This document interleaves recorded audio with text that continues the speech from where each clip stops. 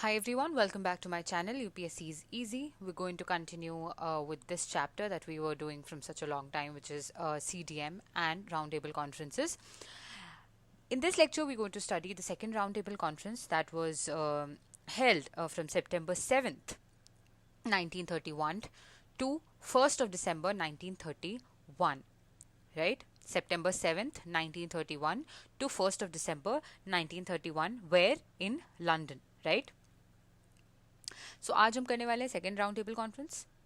पहली बात तो आपको याद रखनी है कि ये सितंबर 1931 7 सितंबर 1931 से स्टार्ट हुआ था, दिसंबर 1 1931 तक ये चला था, राइट।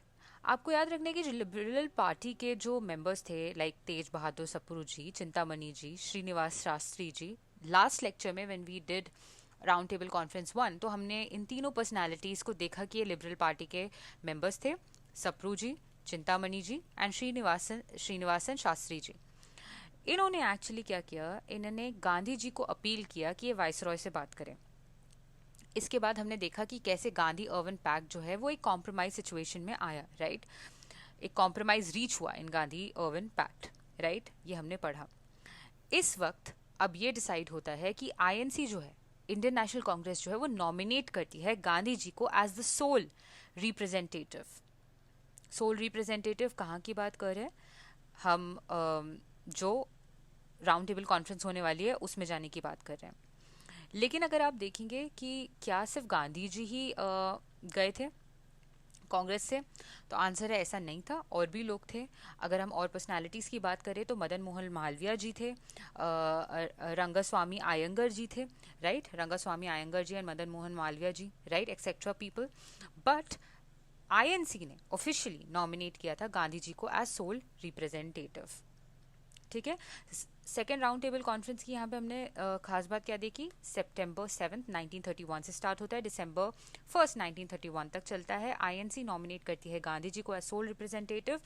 इस बार कांग्रेस अटेंड करने वाली है क्योंकि लिबरल पार्टी जो है उसके जो मेंबर्स हैं, सप्रू जी, चिंतामणि जी, श्रीनिवासन शास्त्री जी, उन्होंने अपील किया था गांधी जी को, और अपील की वजह से गांधी अर्बन पैक्ट जो है वो हो पाया था, एक कॉम्प्रोमाइज रीच हो पाया था। और नाउ हम देखेंगे कि कैसे राउंड टेबल कॉन्फ्रेंस में क्या क्या आगे होता है, राइट।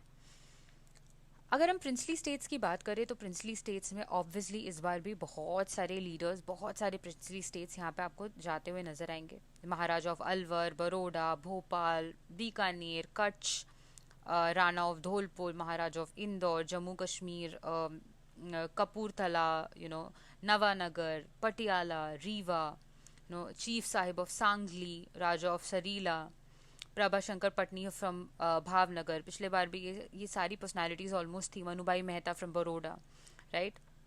ग्वालियर से हमने पिछली बार भी पढ़ा था Sardar Sahibzada Sultan Ahmed Khan, right. Sir Mohammad Akbar Hydari ji from Hyderabad, इनका नाम भी हमने लास्ट राउंड टेबल कॉन्फ्रेंस 1 में पढ़ा था, राइट। ट्रावनकोर से Raghavaiah ji, right. Haksar ji from Jammu and Kashmir, colonel K N Haksar from Jammu and Kashmir, right. Liaquat Hayat Khan Patiala से। So these were some of the leaders who attended as representatives of princely states. अगर आप मुस्लिम्स की बात करें तो हमने पिछली बार भी पढ़ा था, इस बार भी ऑलमोस्ट सेम पर्सनालिटीज़ है। मोहम्मद शफ़ी हैं, जिन्ना हैं, आगा खान 3 है, शौकत अली खान, मौलाना शौकत अली खान हैं, फजलुल हक जी हैं, ज़फ़रुल्ला खान जी हैं, right. A lot of other leaders as well, okay. Hindu groups क्या यहाँ पे रिप्रेजेंटेटेड थे? हाँ, थे। जायकर जी, मूंजी जी, राइट, नरेंद्र नाथ जी। तो ये सारे, ये हमने पिछले लेक्चर में भी पढ़ा था कि कैसे हिंदू ग्रुप्स में ये 3 पर्सनालिटीज, इंपॉर्टेंट पर्सनालिटीज ने पार्टिसिपेट किया था। लिबरल्स में हमने देखा था चिंतामणि जी, बहादुर सप्रू जी, श्रीनिवास शास्त्री जी, चिमनलाल हरीलाल सेतलवाद जी। जस्ट लाइक लास्ट जो हमारी राउंड टेबल कॉन्फ्रेंस थी, इस बार भी ये सारे थे। जस्टिस पार्टी में हमने पढ़ा था आरकोट मुदलियार जी, एपी पैट्रो जी, राइट, विठोजी राव जादव जी, राइट, ये सारी पर्सनालिटीज़ थे। यहाँ पे अगर हम बात करेंगे डिप्रेस्ड क्लासेस की, डिप्रेस्ड क्लासेस में again Rettamalai Srinivasan ji, B R Ambedkar ji. Sikhs में हमने पढ़ा था सरदार उज्जवल सिंह जी और सरदार संपूर्ण सिंह जी। सेम सेम पिछली बार जो थे राउंड टेबल कॉन्फ्रेंस 1 में, इस बार भी आपको सेम पर्सनालिटीज देखने को मिल रहे हैं। पारसीज में आप Jehangir ji, Homi Modi ji and Firoz Sethna ji, right. Kavas ji, Jehangir ji, Homi Modi ji and Firoz Sethna ji, right. Indian Christians भी रिप्रेजेंटेड थे, इंडस्ट्रीज भी रिप्रेजेंटेड थी, लेबर भी रिप्रेजेंटेड थे, इंडियन वुमेन भी रिप्रेजेंटेड थी। इंडियन वुमेन में यहाँ पे इंपॉर्टेंट पर्सनालिटी जो कि रिप्रेजेंटेड थी वो थी सरोजनी नायडू जी, ठीक है, very important to remember. Sarojini Naidu ji, Begum Jahanara Shahnawaz ji जो पिछले बार भी थी, राधाबाई सुब्बनारायण जी पिछली बार भी थी, राइट। यूनिवर्सिटीज़ के लिए सैयद सुल्तान अहमद जी और दयाल सेठ जी थे, राइट। रिप्रेजेंटेटिव्स आपको बर्मा से देखने को मिलेंगे, सिंध से देखने को मिलेंगे, असम से देखने को मिलेंगे, central provinces, NWFP, right, NWFP central provinces, right, Burma, Sindh, Assam, right. ये सब जगह भी आपको यहाँ पे देखने को मिल रही हैं represented, okay. Government of India को रिप्रेजेंट किसने किया? हमने पढ़ा था कि गवर्नमेंट ऑफ इंडिया को पिछली बार किसने रिप्रेजेंट किया था, इस बार और हम देख लेते हैं कि गवर्नमेंट ऑफ इंडिया को किसने रिप्रेजेंट किया। तो यहाँ पे रामचंद्र राव जी, नरेंद्र नाथ लॉ जी, रामास्वामी अय्यर जी। मैं चाहती हूँ कि आप अपनी जो पिछले लेक्चर में आपने देखा होगा कि गवर्नमेंट ऑफ इंडिया, मैंने आपको बोला था इंपॉर्टेंट है टू रिमेंबर, राइट, उनको किसने रिप्रेजेंट किया था और इस बार गवर्नमेंट ऑफ इंडिया को किसने रिप्रेजेंट किया है। क्या यहाँ पे कोई कॉमनैलिटी है? यार इजी है, प्लीज देख लो पिछली बार किसने किया था और इस बार कौन किया है, राइट। पिछली बार 4 लोग थे, इस बार 3 लोग हैं।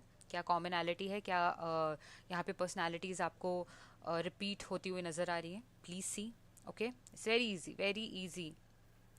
रिपीटेड हैं पर्सनालिटीज, एक कोई पर्सनालिटी है जो यहाँ पे नहीं है, वो भी देख लीजिए। अब आप देखेंगे कि इस कॉन्फ्रेंस से जो अब इम्पॉर्टेंट पार्ट है एक्चुअली में, कि जो इसका रिजल्ट था, राइट, इस कॉन्फ्रेंस से ज़्यादा कोई एक्सपेक्टेशन जो है किसी की फुलफिल नहीं हुई और ना ही एक्सपेक्टेड था लोगों को कि इस कॉन्फ्रेंस से कुछ होने वाला है, क्योंकि इस वक्त तक लॉर्ड अर्विन जो हैं वो रिप्लेस हो चुके थे, लॉर्ड विलिंगडन जो हैं वो न्यू वाइसरॉय थे। तो सेकेंड राउंड टेबल कॉन्फ्रेंस में पहली बात जो आपको याद रखनी है इज कि Lord Willingdon is the viceroy. और आपको पता है गांधी अर्विन पैक्ट जो है वो लॉर्ड अर्विन के साथ साइन हुआ था। तो यहाँ पे आप देखेंगे कि एक डिफीट ऑफ पर्पस होते हुए नजर आ रहा है, राइट। लॉर्ड अर्विन जो है वो अब वाइसरॉय नहीं है और गांधी अर्विन पैक्ट तो लॉर्ड अर्विन के साथ साइन हुआ था। अब विलिंगडन जो है वो न्यू वाइसरॉय हैं, राइट। दूसरी बात यह है कि इसके पहले लेबर गवर्नमेंट थी इंग्लैंड में, और अगर आपको पता है कि जो लेबर गवर्नमेंट है, ऑब्वियसली कोई भी गवर्नमेंट जो है ब्रिटेन की वो इंडिया के हित में नहीं थी, but labour government was more sympathetic as compare to the conservatives, right. अब जो इंग्लैंड में गवर्नमेंट आई है वो आई है नेशनल गवर्नमेंट, जो कि एक कोalition है बिटवीन लेबर एंड कंजर्वेटिव्स। तो यहाँ पे आपको कंजर्वेटिव एलिमेंट्स देखने को मिल रहे हैं, राइट। तो ऑब्वियसली जो ये कोalition है it's not going to be in favour of Indians, ठीक है। दूसरी बात यह है कि बहुत सारी रेवोल्यूशनरी एक्टिविटीज़ जो है वो इंक्रीज हो चुकी थी, और ये रेवोल्यूशनरी एक्टिविटीज़ के इंक्रीज होने की वजह से जो ब्रिटिश गवर्नमेंट है वो वैसे भी खुश नहीं थी, राइट। राइट विंग कंजर्वेटिव्स जो थे ब्रिटेन में, जैसे कि चर्चिल, वो स्ट्रांगली ऑब्जेक्ट कर रहे थे ब्रिटिश गवर्नमेंट को कि वो नेगोशिएट कर रहे हैं कांग्रेस के साथ ऑन एन इक्वल बेसिस। मैंने आपको क्या बोला, कंजर्वेटिव गवर्नमेंट जो है उनको ये बिल्कुल भी, दे वर अगेंस्ट द फैक्ट कि इंडियंस को इक्वल फुटिंग में रख के आप कोई कॉन्फ्रेंस कर रहे हैं, ठीक है। दिस जो आप देखेंगे जो कंजर्वेटिव विंग है या राइट विंग है, that was led by Churchill, Winston Churchill, right. उन्होंने क्या डिमांड किया, जो राइट विंग है गवर्नमेंट इन ब्रिटेन, वो डिमांड कर, जो राइट विंग है इन ब्रिटेन, वो डिमांड कर रहे थे कि एक स्ट्रॉन्ग गवर्नमेंट होना चाहिए इंडिया में, ठीक है। इस वक्त जो आपको पता है पिछली बार भी पीएम जो है, पिछले कॉन्फ्रेंस के दौरान भी रैमजे मैकडोनल्ड थे, अभी भी रैमजे मैकडोनल्ड है, राइट, रैमजे मैकडोनल्ड ही हैं अभी भी, ओके, ठीक है। He was heading conservative headed cabinet, ठीक है। तो आप समझ रहे हैं कोलिशन है, लेकिन कैबिनेट में जो डोमिनेशन है वो कंजर्वेटिव एलिमेंट्स का है, राइट। कंजर्वेटिव एलिमेंट्स जो है वो और भी ज़्यादा, I mean labour government was little sympathetic towards Indians, conservative government तो वो भी नहीं थी, राइट। तो this was a situation which was not very conducive for Indians to put forward their demands. Also आप देखेंगे कि यहाँ पे एक वीक और रिएक्शनरी सेक्रेटरी ऑफ स्टेट है, और वो उनका नाम है सैमुअल हो। तो सेकेंड राउंड टेबल कॉन्फ्रेंस के वक्त सेक्रेटरी ऑफ स्टेट जो है, एक reactionary weak secretary of state for India है, उनका नाम है सैमुअल हो, ठीक है। क्या क्या आपको यहाँ पे फर्क दिख रहा है? लॉर्ड ओवन जो है वो रिप्लेस हो चुके हैं, लेबर गवर्नमेंट जो है अब वो रिप्लेस हो चुकी है बाय नेशनल गवर्नमेंट, जो कि कोलिशन है बिटवीन लेबर एंड कंजर्वेटिव। जो कंजर्वेटिव्स हैं वो डोमिनेट कर रहे हैं कैबिनेट, राइट विंग जो है वो उनको ऑब्जेक्शन है with equal footing of Congress with the British government, right. और मैकडोनल्ड जो हैं, Ramsay MacDonald, he is heading conservative dominate cabinet and a weak reactionary secretary of state who is Samuel Hoare, right. इसके बाद आप देखेंगे कि गांधी जी जो है उन्होंने क्लेम किया कि he is representing all people of India against imperialism. लेकिन जो दूसरे डेलीगेट्स थे, इतने सारे डेलीगेट्स आए थे, कुछ प्रिंसली स्टेट से आए थे, कुछ बैकवर्ड क्लासेस को रिप्रेजेंट कर रहे थे, वो इस व्यू के साथ शेयर नहीं कर रहे थे। उनके हिसाब से गांधी जी उनको रिप्रेजेंट नहीं कर रहे थे। तो गांधी जी ने ये क्लेम किया कि वो एक सोल रिप्रेजेंटेटिव है, बाकी लोग इस व्यू के साथ अलाइन नहीं कर रहे थे। तो इंडियंस के बीच में भी यहाँ पे आपको एक यूनिटी का जो डेफिसिट है वो हल्का फुल्का देखने को मिल रहा है, ठीक है। दूसरी बात यह है कि आपको ये भी देखने को मिलेगा जो इंडियन कुछ डेलीगेट्स थे उनमें से कुछ गवर्नमेंट लॉयलिस्ट थे, कुछ कम्युनलिस्ट थे, राइट। ऐसे कुछ फैक्शंस थे जो जो जो इंडियन डेलीगेशन है उसको ओवरऑल वीकन कर रहे थे, राइट। क्योंकि आप देख रहे हैं अगर वो गवर्नमेंट लॉयलिस्ट हैं तो ऑब्वियसली वो इंडिया के फेवर में तो लड़ाई नहीं करने वाले हैं, वहाँ जाकर डिस्कशन नहीं होने वाली है वहाँ पर जाकर, राइट। तो ये जो एलिमेंट्स हैं ये न्यूट्रलाइज कर रहे थे गांधी जी के एफर्ट्स को, राइट, राइट। एक और बात क्या हुई कि जब आप देखेंगे कि इतने सारे लोग आकर पार्टिसिपेट कर रहे हैं, तो ब्रिटिश गवर्नमेंट को भी ये बोलने का मौका मिल गया कि because there are so many people, so many groups, so this clearly states that Congress is not the only representative of Indians. Congress did not represent the interests of all Indians. ये British government को बोलने को मिल गया, ठीक है। गांधी जी ने ये point out किया कि अगर हमें कोई सोल्यूशन में पहुंचना है तो there is a need of partnership between Britain and India on the basis of equality. उन्होंने क्या क्या डिमांड पुट फॉरवर्ड की? सबसे पहले तो पहली डिमांड जो उनकी इमीडिएट एस्टैब्लिशमेंट थी वो रिस्पॉन्सिबल गवर्नमेंट की थी at the centre as well as provinces. तो पहली डिमांड है responsible government in the centre as well as state, ठीक है। दूसरी बात उन्होंने बोला कि जो कांग्रेस है वो सोल रिप्रेजेंटेटिव है, ठीक है, ऑफ पॉलिटिकल इंडिया। ये उनकी दूसरी डिमांड थी, ठीक है। अनटचेबल्स जो हैं वो हिंदूज हैं and should not be treated as a minority, ठीक है। He discarded the idea of separate electorates for them. So untouchables को वो कह रहे थे कि ये पार्ट ऑफ हिंदू हैं and they should not be treated as minorities and therefore separate electorates was not for them.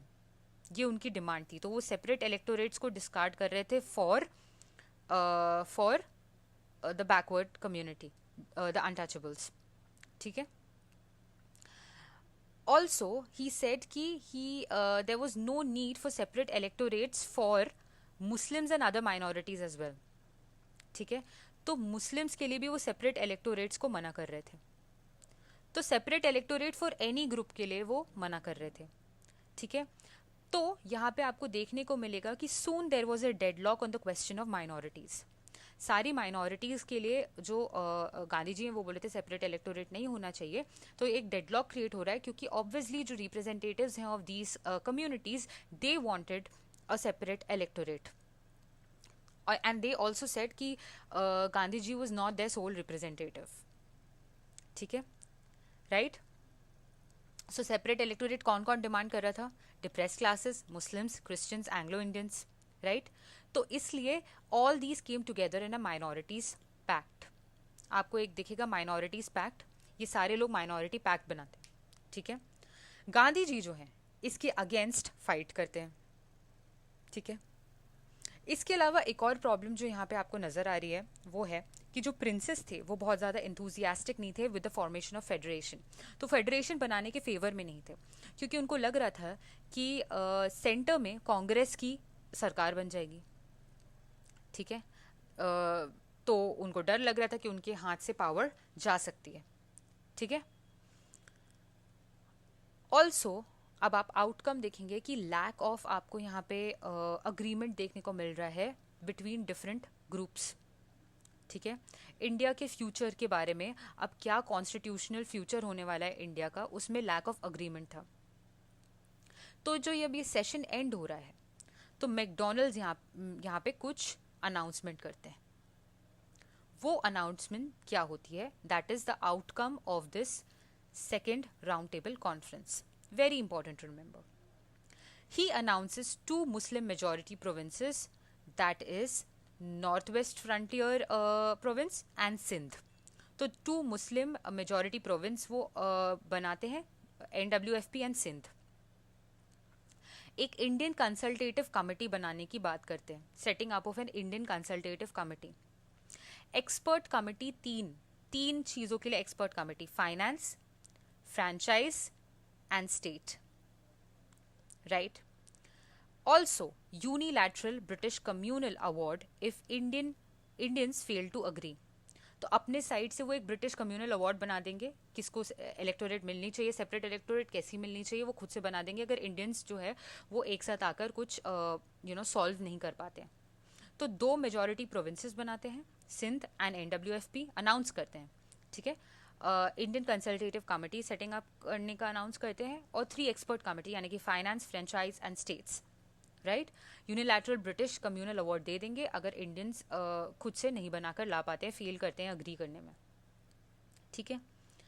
Also they refuse to concede to the basic Indian demand of freedom. उन्होंने freedom के लिए यहाँ पे refuse किया, very important. Second round table conference में जो basic Indian की demand थी फ्रीडम की, उसको देने से इन्होंने मना कर दिया। And Gandhi ji return to India on December 28, 1931। This is what happened in the second round table conference and this was the outcome. आगे चल के क्या होने वाला है वो हम आगे के लेक्चर्स में देखेंगे। Till then all the